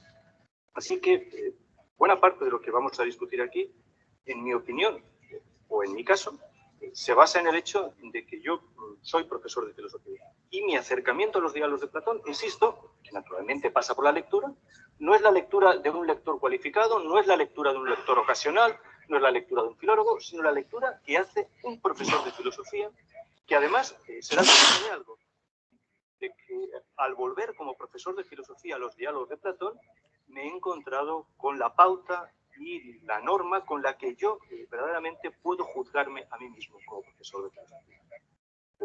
Para mí, leer los diálogos de Platón es una exigencia y una experiencia muy, muy severa, extraordinariamente severa, porque puede y no puede ocurrir que mis alumnos se den cuenta de si soy o no soy un buen profesor de filosofía. Estoy convencido de que un inspector no lo sabrá nunca, un inspector de educación me refiero. Pero quien sí que sabe si soy o no soy un buen profesor de filosofía es Platón.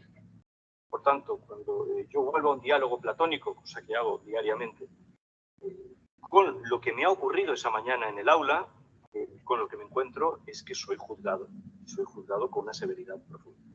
Y esta es una experiencia muy fuerte. En la otra ocasión que nos vimos en Elche, yo dije, y a algunas personas esto no les gustó, incluso alguno protestó, que hablar de esto es hablar de las cosas más importantes del mundo. Es hablar de cuestiones que nos afectan, no temo exagerar si digo de vida o muerte. En esto nos va nuestra vida. Bueno, desde luego va la mía.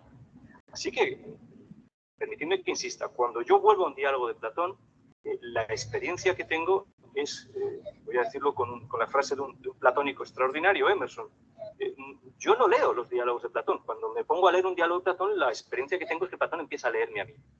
Y esto podéis suponer que es una exigencia extraordinaria, muy poderosa. Naturalmente hago todo lo posible por leerlo en condiciones. Quiero decir que sin ser un filólogo, trato de hacer mis aproximaciones al griego y trato de leer las traducciones más adecuadas. Y además he hecho algo que creo que es muy modesto, pero que me ha dado mucho juego. He recordado que ser profesor de filosofía me pone en línea con algunas personas que han comprendido que ante Platón nunca estaremos en una situación de igualdad. En esto podéis comprender que la hermenéutica moderna no me dice nada. Jamás podré estar de acuerdo con Gadamer cuando dice que entiendo a Platón mejor que Platón. Esta frase, que está en la crítica de la razón pura de Kant, que por cierto no leyó a Platón nunca, que repitió Schleiermacher y que se convirtió en el hilo conductor de todo lo que hizo Schleiermacher con Platón y que después cada vez ha repetido, yo francamente no la comparto. Estoy en condiciones de deciros que yo no estaré nunca en condiciones de entender a Platón mejor de lo que Platón se entendió a sí mismo. De manera que sé todo lo que gano con Platón, pero estoy muy lejos de pensar que Platón gane nada con él. Pero eso era el convencimiento profundo de algunos personajes de la historia de la filosofía a los que se recurre muy poco. Hacemos muy mal la historia de la filosofía si no leemos a los personajes menores de la historia de la filosofía. Traductores, comentadores, editores, que han marcado con un tino a veces muy superior al de pensadores cómo hay que leer los diálogos platónicos.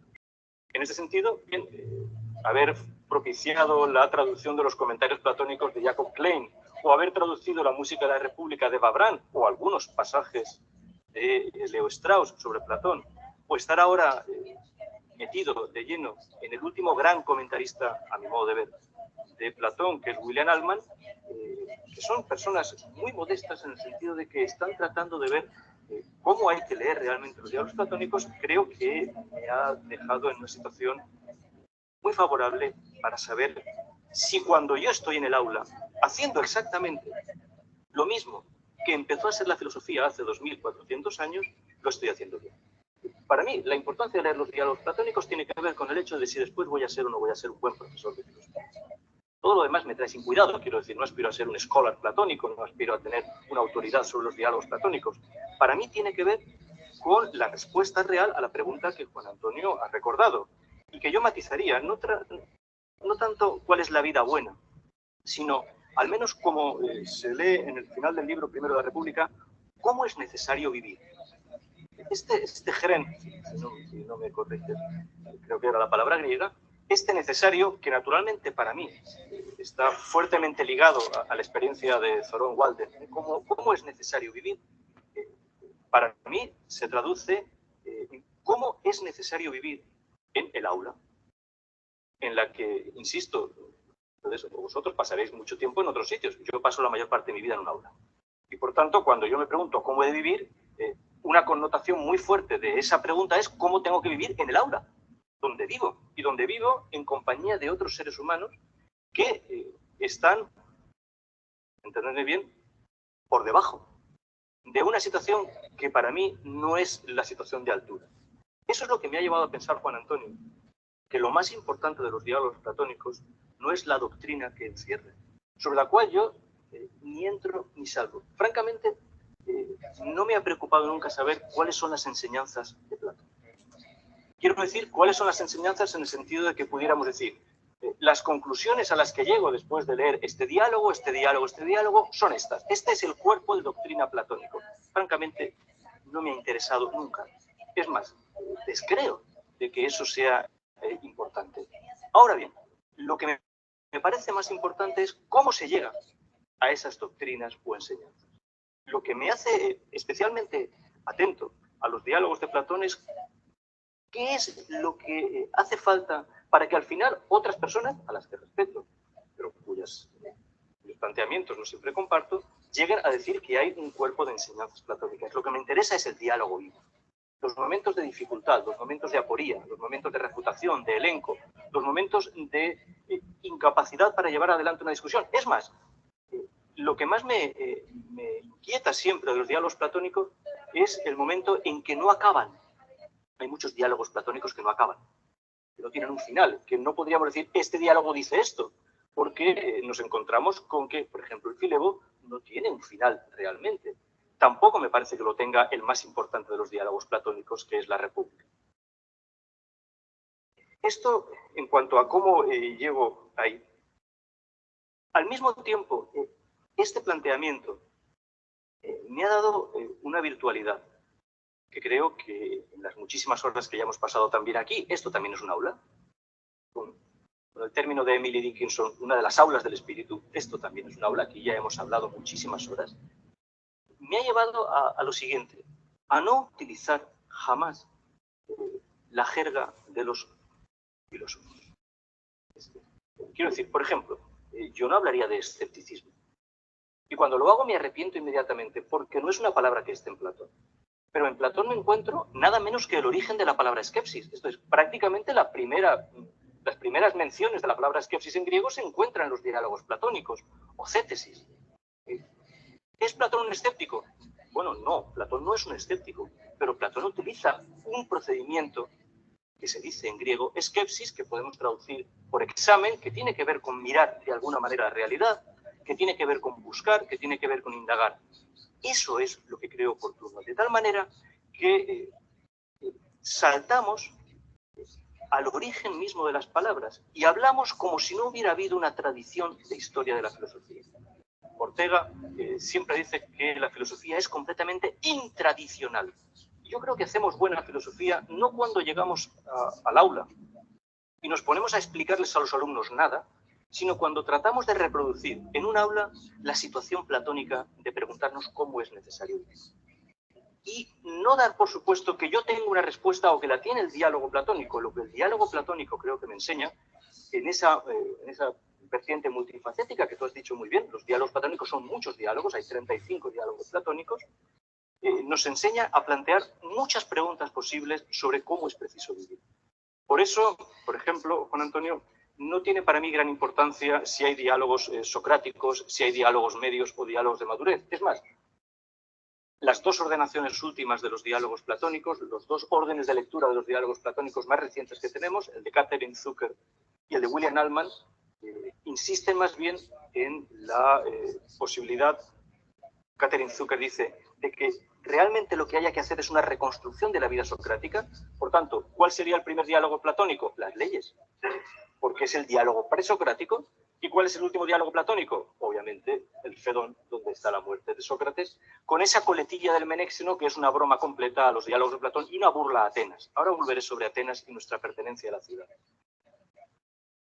¿Por qué no me interesa tanto que haya diálogos? Porque creo, y tú lo has dicho, que Platón siempre pensó lo mismo. En eso estamos de acuerdo.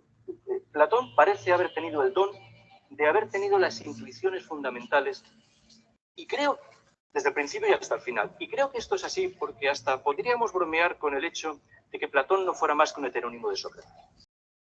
Esta es una broma, no tiene ningún fundamento filológico ni va más allá de una pequeña broma en esto tan serio. Podría ocurrir... Sí.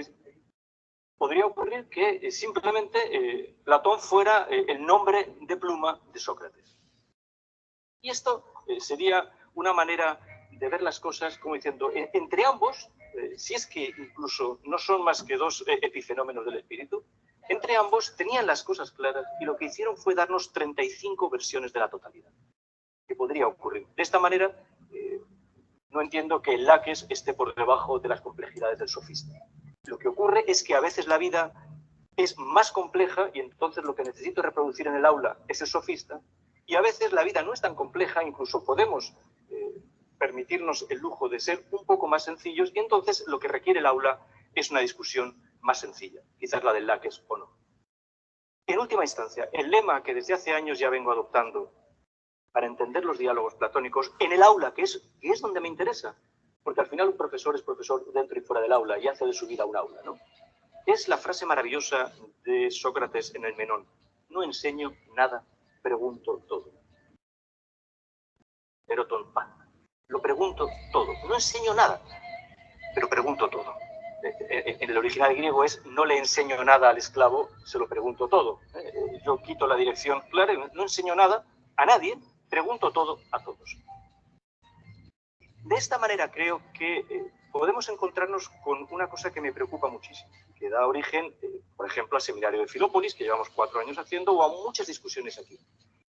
Tratar de reproducir en nuestras vidas, en la mía como profesor de filosofía, el origen mismo de la filosofía, me lleva a darme cuenta de que la filosofía tuvo que serles extraña incluso a los propios griegos. Los diálogos están en griego. Y sin duda, conocer bien el griego es una herramienta formidable para entender mejor los diálogos.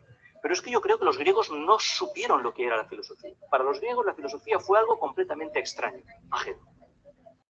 Pondré 2 intuiciones que me han ayudado mucho a entender esto. Una, la pregunta de Nietzsche en el problema de Sócrates. ¿Par Sócrates y Berhauta en griege? ¿Era Sócrates griego? No, era griego.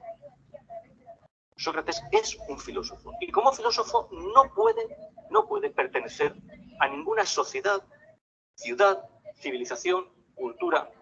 La palabra cultura. Segunda gran aportación, el momento ciceronio. En esto estoy en deuda con William Altman, que ha escrito un libro sobre Cicerón, que debería traducirse al español y dedicársele varios cursos, porque ha abierto un camino de investigación formidable sobre ese personaje que es Cicerón. Aquí le hemos dedicado horas a nuestro amigo Cicerón. A Cicerón le ocurre exactamente lo mismo que a Sócrates y a Platón.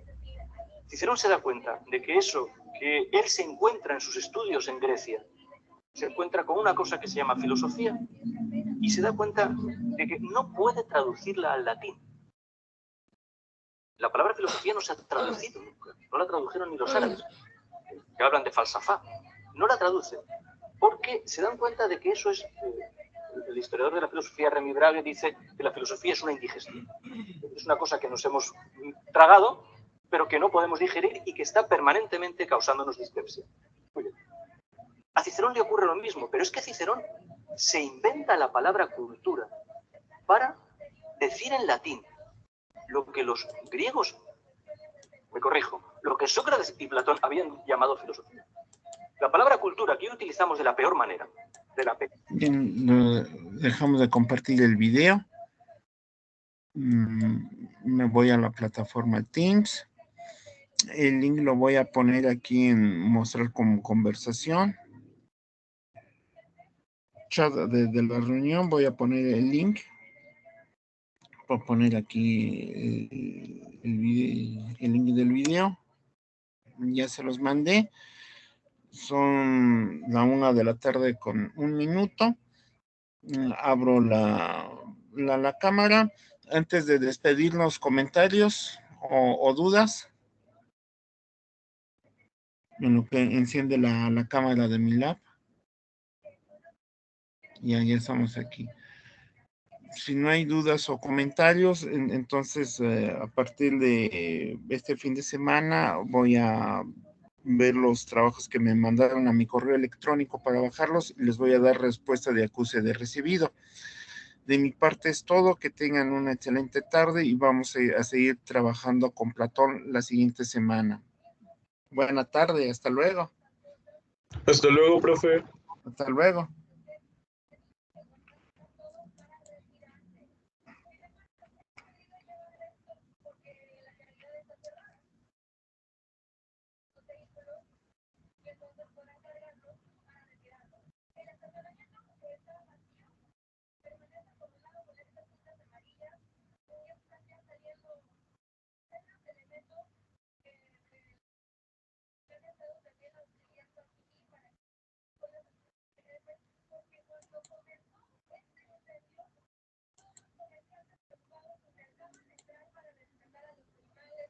Hasta luego, profe. Hasta luego a todos, hasta luego.